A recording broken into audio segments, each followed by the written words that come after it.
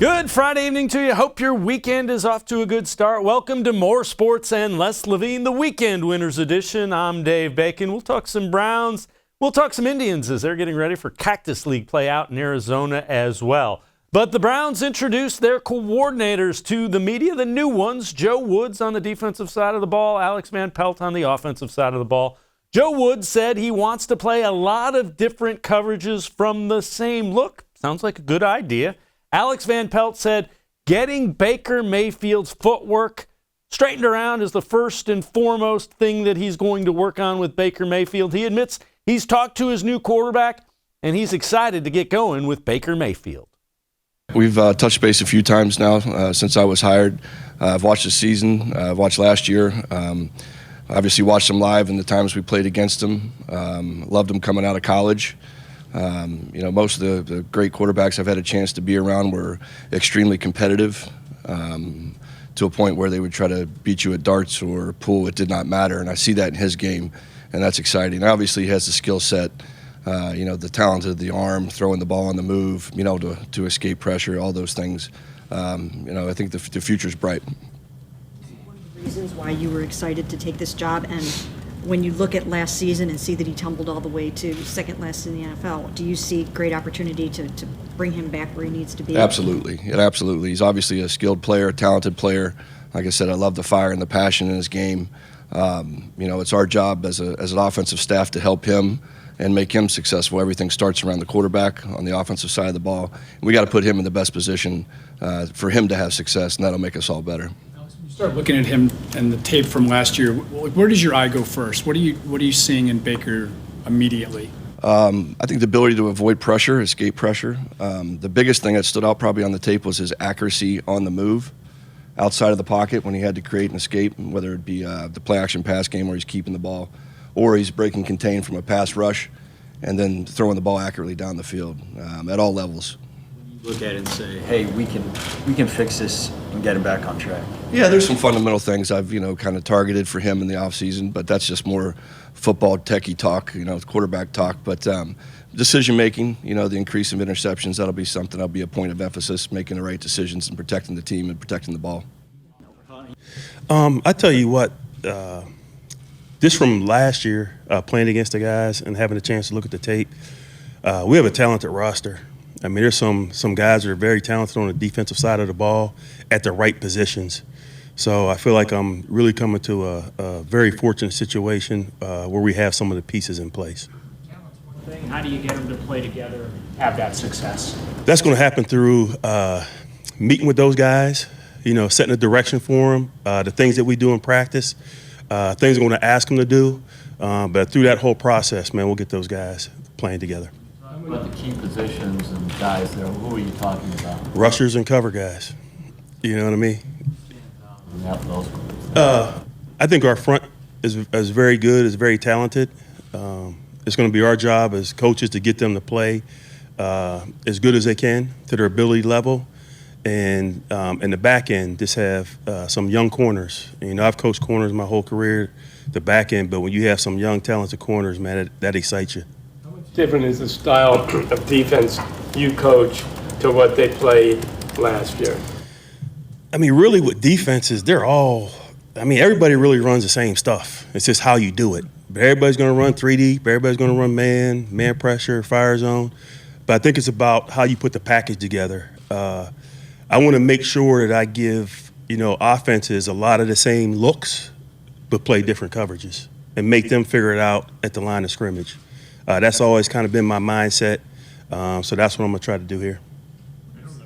In the press release, you said you were going to stick with the 4-3. Is that mainly because it fits what you're inheriting, or are you okay with the 4-3 in general? That's what the personnel here is. And I've coached in both systems, the 3-4 when I was at Denver, and the 4-3 really for most of my career. But the personnel set up to run a 4-3. I think we have the right personnel. I think it's a natural fit. And, for me, it's very easy to do. Joe Woods, the defensive coordinator. Before that, Alex Van Pelt, the offensive coordinator for the Cleveland Browns. Time for us to step aside, take a quick time out. On the other side of the break, we'll welcome in cleveland.com columnist Doug Lesmerises We'll talk a little bit about the Browns coaching staff as well as the combine with the Buckeyes and the Browns. It's in Indianapolis. Doug Lesmerises on the other side of break. More sports and Les Levine. The Weekend Winners Edition. We'll be right back.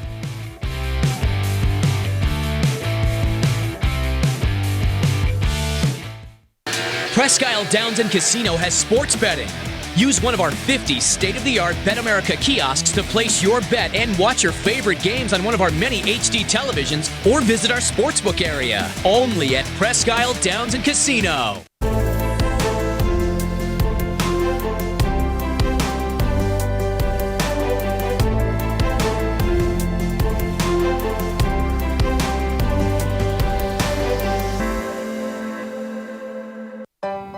As a kid growing up, my dream was to go to college, play baseball, and get a degree. Coming out of high school, I had two choices. I was accepted into a four-year university, but I decided to come to Tri-C after receiving a scholarship. I got my associate's degree at Tri-C. They transferred all my credits straight into Baldwin-Wallace, so I started at Baldwin-Wallace University as a junior. My name is Tyler Leonard, and I earned my first degree at Tri-C. The Ohio Lottery Partners in Education program recognizes role model students and teachers from across Ohio. Nominations can now be done completely online. To nominate a deserving teacher or student, go to ohiolottery.com. In the About section, find Partners in Education. There you will find links to the nomination forms. Students kindergarten through 12th grade can be academic all-stars. Teachers can be honored as a Teacher of the Month. The Ohio Lottery Partners in Education, where stars shine.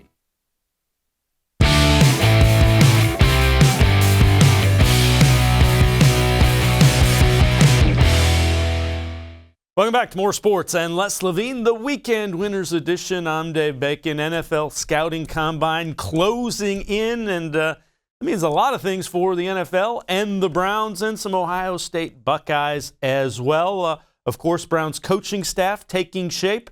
Time to welcome in Doug Lesmerises, the columnist for cleveland.com. Doug, appreciate the time as always. Haven't gotten a chance to talk to you. Let's take a quick overall look at your reaction to the coaching staff, Stefanski et al.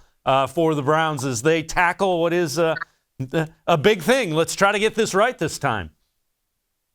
Yeah, I mean, I'm reserving a lot of judgment because it really, when you look at the assistant coaches that Freddie Kitchens brought in last year, you know, they had a defensive coordinator in Steve Wilkes who had been a head coach the year before.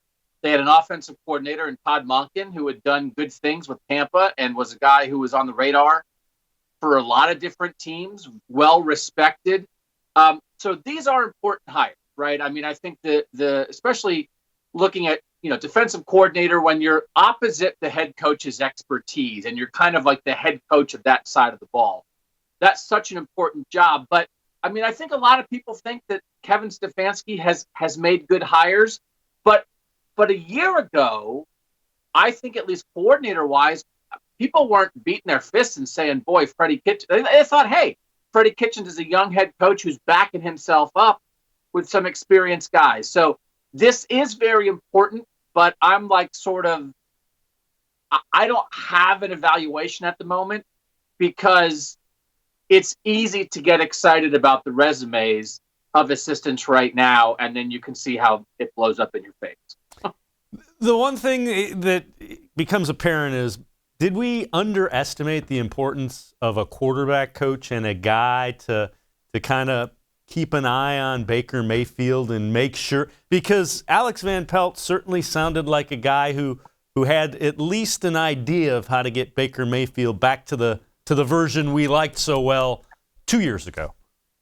I think I certainly would argue that when you look at what was wrong with the coaching staff last year, the fact that Ryan Lindley was the quarterback's coach, who was super inexperienced, had never done a job like that at the NFL level in his life, was Freddie Kitchens' friend.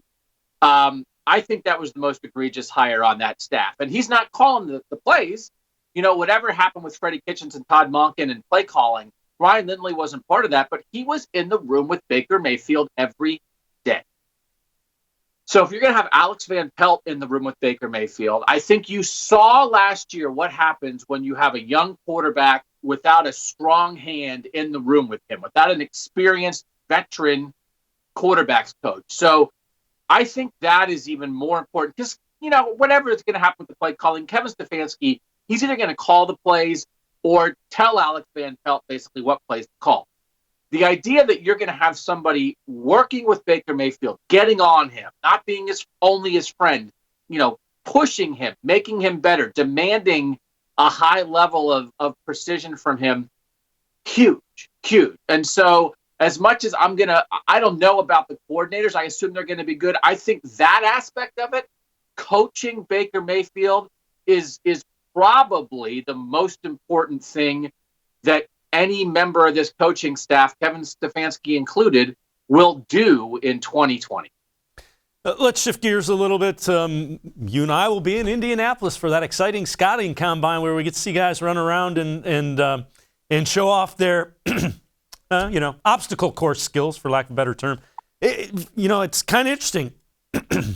Top 3 guys in a lot of the mock drafts found their way to Ohio State to at least start their college football career. What do you expect to see from Burrow and Chase Young and Acuna? What do you expect to see? Those are guys that are going to light it up there, I think. Yeah, Chase Young is going to be nuts, right? He is a tremendous technician. He's got a huge motor, but he's also an unbelievable athlete. And so you're going to have a lot of comparisons. It's just fascinating for Ohio State fans to see this. We were in this situation with Joey Bosa and then Nick Bosa and now Chase Young. Joey Bosa went 3rd in the draft. Nick Bosa went 2nd, and now Chase Young's probably going to go 2nd. That's what we're talking about with Ohio State defensive ends.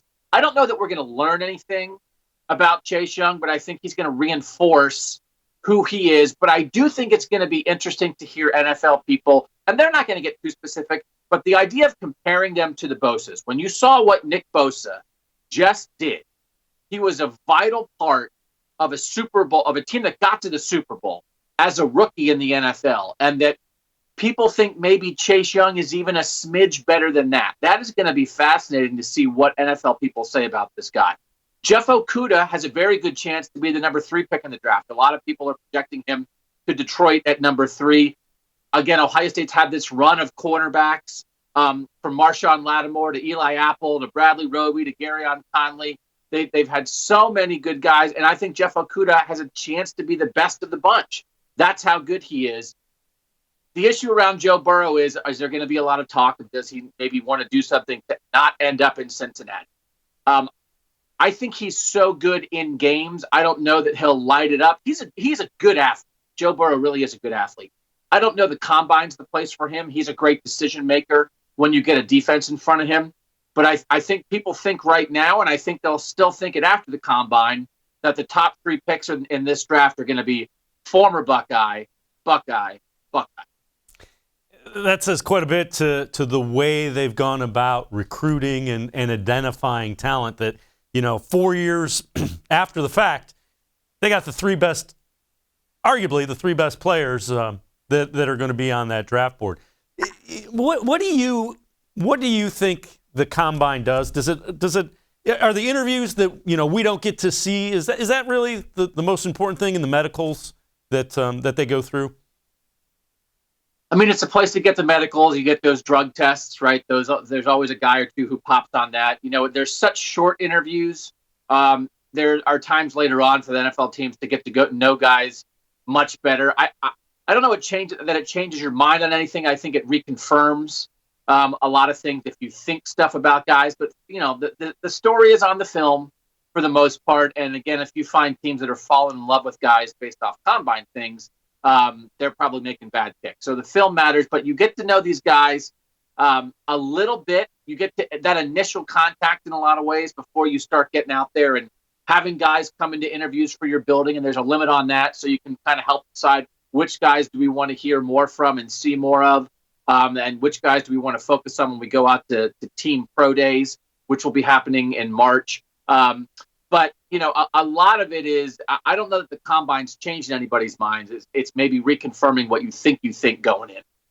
Doug Lesmerises, we appreciate it. We're going to step aside, take a quick time out. On the other side of break, Doug will rejoin us. We'll talk a little bit about the Browns and how they go about improving the roster, not only with the draft, but also free agency. More sports and Les Levine.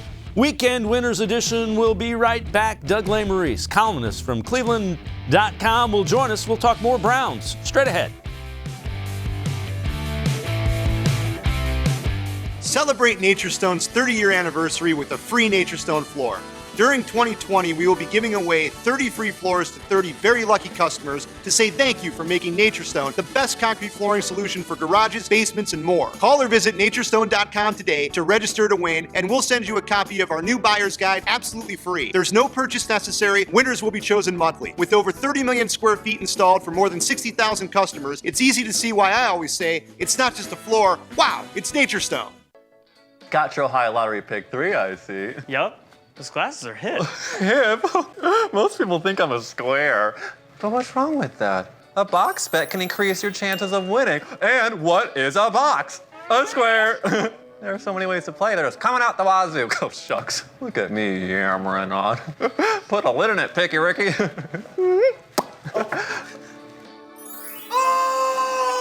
Play the Ohio Lottery Pick 3 today. There are tastes we remember. Every smell brings the happiness of times gone by. Experience this every time you walk into Gallucci's Italian Foods. Whether you need lunch on the go, a catered party, or that perfect blend of wine, meats, and cheeses, Gallucci's has exactly what you're looking for. Straight from Mama's Kitchen for old world traditions or original experiences. From the tastes you remember to new flavors you'll never forget. Gallucci's is a tasty branch of your family tree. When it comes to selling you a mattress, most retailers are handing you a long line of extra steps that drive up costs and create confusion. At the Original Mattress Factory, we simplify the mattress shopping experience by building mattresses and box springs in our own local factories and selling them direct to you. It's short, sweet, and simply makes sense. So experience more than just the mattress store. Experience an original, the Original Mattress Factory.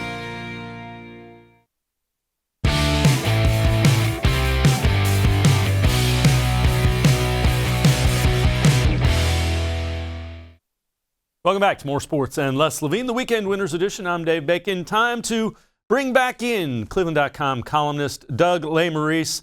Doug, again, appreciate the time. Let's continue. We'll talk Browns, and let's talk about roster.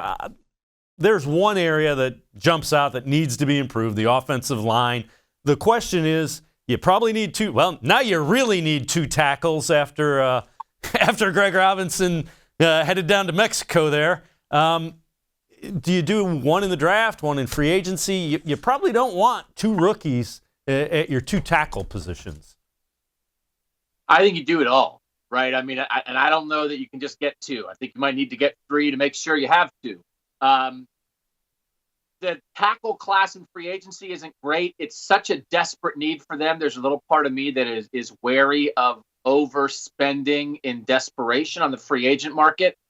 Do you ideally want two rookie tackles? Maybe not, but it's awful. Like it is malfeasant what John Dorsey did to that offensive line last year. All going into last year, we thought the line, if they're not going to be great, but if they're okay, is that enough? And you just saw how it just blew a hole in everything they did, that they didn't believe and couldn't rely on that offensive line. So whatever Greg Robinson did, they needed to replace him anyway. They need to replace Chris Hubbard. So I hope they have to take a tackle at number 10 in the draft. There is not somebody fell. You have to take a tackle. It is not best player available at 10 for them. It is best tackle available that you insert in the starting lineup, and that's one solution. The second solution might be your second round pick. It might be something, but John Dorsey spent a lot of money on Chris Hubbard coming off a year where he'd been the sixth lineman in Pittsburgh. There was an injury. He became a starter for half a season and looked pretty good, and they gave him a big contract to be a starter, and he was not good here. He was not good for 2 years. So I don't want them to do the next version of that, trying to maybe this guy seems okay, let's throw a ton of money at him. So maybe it has to be two rookies, but that is such a priority. It's so obvious. But even though it's obvious, I mean, I think it's even more of a priority than people realize, because if you don't have tackles you believe in, Baker Mayfield, Odell Beckham, Nick Chubb, David Njoku, Jarvis Landry, all those guys, don't matter that much because your tackles stink. So, say the hybrid linebacker safety Simmons falls to 10. You're passing on him. No, because here's the thing, and I get best player available. You're not trying to pick a Pro Bowl, and this sounds crazy, but for instance, Joe Thomas was a Hall of Famer here for a decade, but they never won with him because he was really good at his job, but he alone in his job couldn't make them a playoff team. I know there are great players out there, but it's not 100% about getting the best player. It's about getting the player that makes this team the best. And this team is trying to win right now. And if they don't get two tackles who can play, you're going to see a lot of the repeat of what happened last year. So I don't care who falls. If they don't take a tackle at 10, it's a mistake. Do you think the offensive line, now they went out and they hired Bill Callahan, it's a pretty good offensive line coach with a long history, who was a former head coach as well. Does that help the group? I don't mean to, they hired James Campen last year from Green Bay. People wanted to have a parade for him. He's a great offensive line coach. It's such an upgrade over that guy who was here before who said the hut stuff. You know, James Campen had a long resume. He couldn't make Eric Kush, Chris Hubbard, and Greg Robinson into a good offensive line. Nobody could fix Austin Corbett, the worst draft pick, one of the worst draft picks in Browns history. So, again, they had a good offensive line coach, and they didn't have a good offensive line. So it's about players, and so it's so far above, to me, anything else on the list. Tackle is up here off the top of the screen, and like guys who can help your defense are down here. So, yeah, great. Bill Callahan can coach offensive line. He needs good players to coach. Let's talk about some of the guys that are down here on the defense. What areas do you see them upgrading potentially in the draft? What areas do you think they go and, boy, you'd like to have a veteran in that spot? Yeah, I mean, again, to me, a lot of the pieces are still there, right? I mean, Freddie Kitchens spent all last offseason saying the strength of this whole team is the defensive line. And then Myles Garrett is kicked out for the last 2/5 of the season. Olivier Vernon is hurt in pieces, right? They have the two young corners early on in Greedy Williams and Denzel Ward, who are both hurt for the first month. So I think Joe Schobert, whether they bring him back and re-sign him, that's obviously a major issue this offseason. Maybe it's not a position where Andrew Berry in this front office would normally spend money, but he still might be the right guy to spend money on. But I think on the defensive line, you still have a lot of people. I think you have options at linebacker with Taki and Matt Wilson to maybe fill in, and Christian Kirksey's probably not going to be back. I think with TJ Carey gone, you've got to think about a slot corner, and whatever you want to do at safety, right? I mean, I think you can go draft, you can go veteran at safety, however maybe you want to fill in some spots there. But I think at the key spots, corner and pass rusher, you still have pretty high levels of talent here. So the hard thing with this group is they don't want to spend a lot of money on depth. But I think we saw, for instance, last year when Myles Garrett went out, all of a sudden maybe you don't love your depth at defensive end. So I think they have to fill in some depth defensively. But I think, and this is the hard thing for a team on the way up, a lot of times your starters are pretty good, but when you lose a couple key guys, you can go downhill in a hurry. So when they lost Myles Garrett, they were in a lot of trouble. But I think if they keep Myles Garrett and Denzel Ward and Greedy Williams, and if Joe Schobert's back and, some guys here, Sheldon Richardson, keep them on the field, I think they'll be in pretty good shape. So I think there's a lot of reasonable ways to fill in with this defense in both free agency and the draft. But I don't think any area is as much of a priority as offensive tackle.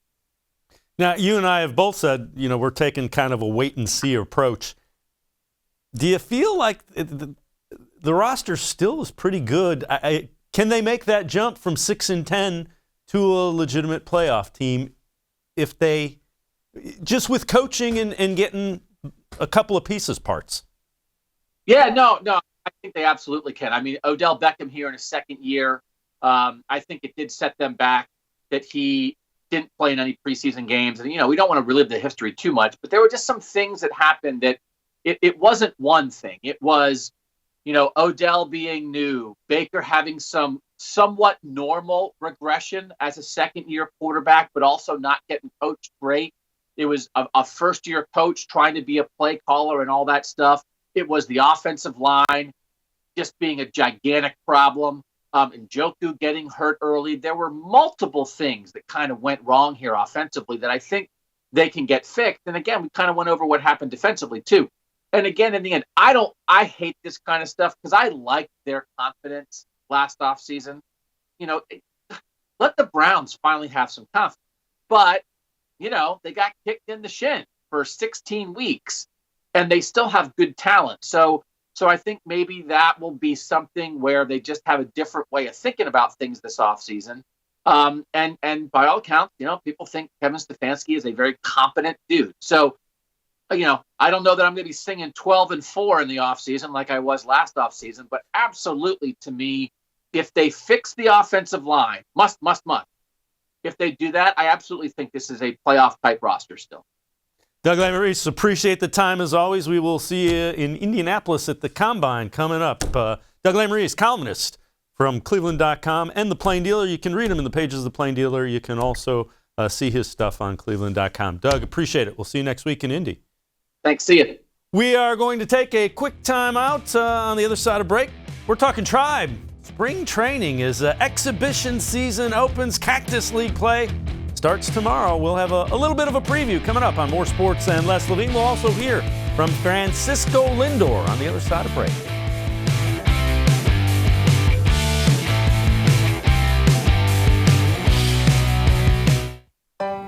As a kid growing up, my dream was to go to college, play baseball, and get a degree.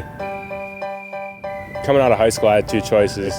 I was accepted into a 4-year university, but I decided to come to Tri-C after receiving a scholarship. I got my associate's degree at Tri-C. They transferred all my credits straight into Baldwin-Wallace, so I started at Baldwin-Wallace University as a junior.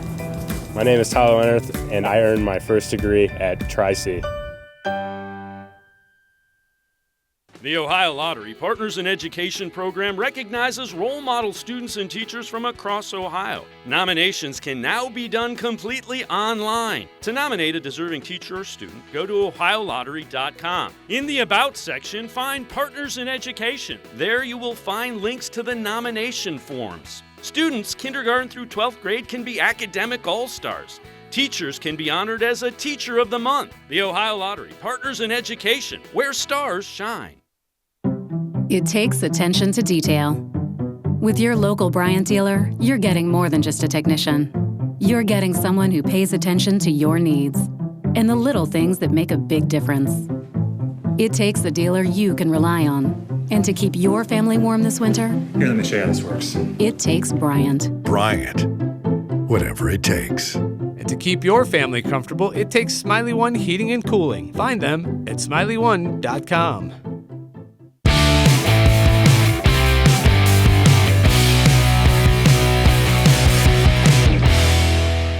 Welcome back to More Sports and Less Levine, the Weekend Winners Edition. I'm Dave Bacon. Indians will open up Cactus League play in Goodyear against the Reds tomorrow. And Jeffrey Rodriguez will get the start on the mound for the Indians. Rodriguez, a little bit of a forgotten starter. He pitched pretty well in his first 5 starts in April and May last year. Went 31 1/3 innings, striking out 20, a 3.45 earned run average. Then he hit arm trouble. And really, the rest of the season, he was done. But Rodriguez kept working and getting better, improving in any area that he could. And that's the reason the Indians are giving him the exhibition start to open the season. Nobody's going to care come June, July. But I think Carl felt like the guy worked so hard and he did so much, and he practically lived out here, that it was kind of like a little bit of a reward to show him that, hey, we know how hard you've worked. Not that you ever want guys to get hurt, but did it seem like he made the most of that time? I know you were talking about he did some mechanical adjustments. Got stronger. He worked on his mechanics. He did everything you possibly could. I think he's appreciated. I know he's said it to us multiple times. He's appreciated the attention, not just when he's pitching in Cleveland, but when he was hurt. And, guys paid attention to him, whether it's strength and conditioning or, and I think our organization does a really good job of that. The medical people and the guys, they don't let guys fall through the cracks. and I think they've earned a good reputation. But like I said, I think they've earned it. Is he still kind of a swing guy, Tito? Starter, reliever? Or Well, I mean, he could probably do both. I think as long as he's getting outs, I think we're all going to be happy. I think we certainly like to stretch him out because I think he showed last year that he had the ability to start and to be an effective starter. You know, the injury really got in the way and derailed his season. Well, Francisco Lindor will be starting at shortstop for the Indians tomorrow, and that in and of itself is a big difference from a season ago when Lindor was pretty much beat up all spring training and just couldn't get healthy, couldn't get on the field. And Lindor's excited, he feels good, he's ready to go, and really had a chance to talk to the media before the games got going, and Lindor made it pretty clear. He wants to be in Cleveland long term. He is under team control for the next 2 seasons, but he and the Indians are talking, trying to find a way to get a long-term deal done that makes sense for both sides. To be honest, I didn't really pay much attention when it came to getting traded and stuff like that. I spend more time with my family and with the people I care about, and focusing on trying to be a better person, a better brother, son, nephew, cousin, than actually paying attention to what was happening with the teams. You know, I definitely heard about it. I mean, I can't cover my ears or my eyes. It was interesting, but at the end of the day, it doesn't really affect me because I don't have a no trading clause in my contract. You know, it's business. It's part of professional sports. You can get traded at any moment. So I can't really control. I can only control what's happening in front of me on a daily basis, not what the front office is thinking or talking about. That can't be easy, Francisco, because, I mean, like, we just spent a lot of time talking to Jock Peterson and Ross Stripling, and they were talking about just how difficult it was to be in these trade rumors and thinking that they were going to go to the Angels or Dodgers, and it didn't happen, and, you know, it affects your life so much. I mean, how are you able to sort of distance yourself from that and just kind of do you? I'm blessed, man. I'm blessed to be here and playing this game, and single, no kids, just 2 dogs. I can just pack up and go. Is that kind of the approach you take into this season? No, you're not gonna know. No, my approach this year is winning here. I want to win here. I want to stay here in Cleveland. This is home. I'm not playing to get traded or to put myself in a good spot to get traded for a numerous amount of players. No, I'm playing to win. I want to win here. I'm focusing on what I have in front of my toes, and we have a great group of guys in the clubhouse, great coaching staff that I want to spend the whole year with them and win with them. I want to bring championship to the city. That's what I'm focusing on. You've been pretty adamant about that. Yeah. In your conversations, you want to let it be known that this is where you want to be. Of course. Why? Of course. I love it here. I love it here. I mean, people are great. The city of Cleveland has been nothing but good to me. Why would I want to leave? You know, if we have a team in Puerto Rico, then that'll be a little different. I'll be saying I want to get out of Cleveland, be in Puerto Rico, but that's not the case. You know, so. I'm just enjoying the ride here. I'm blessed to be playing this game on a daily basis and to be able to call this my job. It doesn't get any better than this. Have you, do you think there's a path for you to stay here Of course. beyond the next 2 years, or have you accepted that maybe because of the money you're going to demand? To be honest, I think if it's gonna happen, it's gonna happen. I think there is. You know, if the negotiations or whatever makes sense, you know, it's gonna happen. It's the team is not broke, the league is not broke. You know, there's money. However, if it makes sense for both sides, it's gonna happen. If not, it's not gonna happen. But God has a plan. I believe in what He's got for me, and that's it, man. Whether He wants me to be here in Cleveland or somewhere else, and I have shown how much I want to be here, so has the team. So it's just a matter of things making sense. Is that conversation that will continue, or do you prefer to focus on the season and deal with that in the offseason? It's like a little mixed feelings, like you want to talk because you want to be here, but then to how long do you want to really talk, because then you just get into the way of working with my teammates. It's a distraction, and that's not right. That's not fair, not for me, for the team, or the front office, to a certain point, probably somewhere early March. If it happens, it happens. If not, we'll see.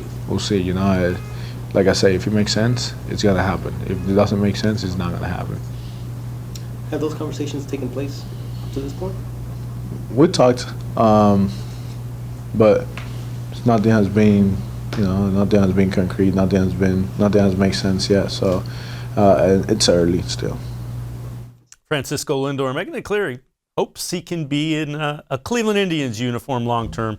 We'll see if they can find the financials that make that work. We're going to step aside, take a quick timeout. On the other side of the break, it's XFL Week 3. We'll have a preview coming up. More sports and Les Levine. The Weekend Winners Edition will be right back. Stay with us.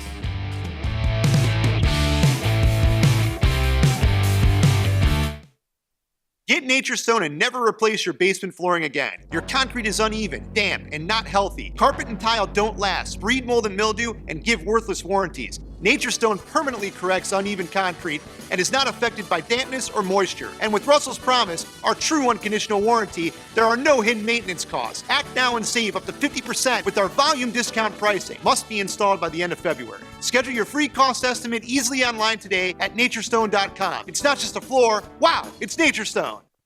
When it comes to selling you a mattress, most retailers are handing you a line. A long line of extra steps that drive up costs and create confusion.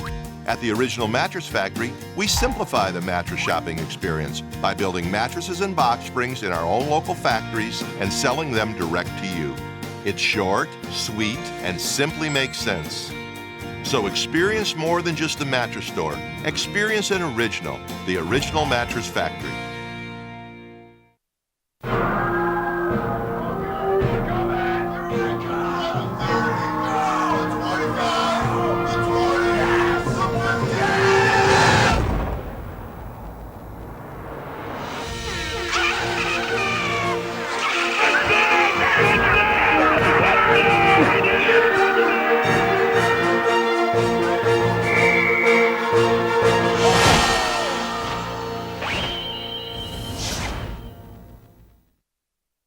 Presque Isle Downs and Casino has sports betting. Use one of our 50 state-of-the-art Bet America kiosks to place your bet and watch your favorite games on one of our many HD televisions or visit our sportsbook area. Only at Presque Isle Downs and Casino.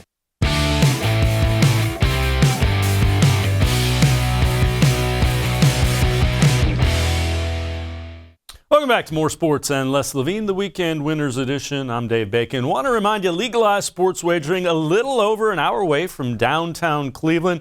Presque Isle Downs and Casino in Erie, Pennsylvania, just 27 miles into Pennsylvania, right off of I-90.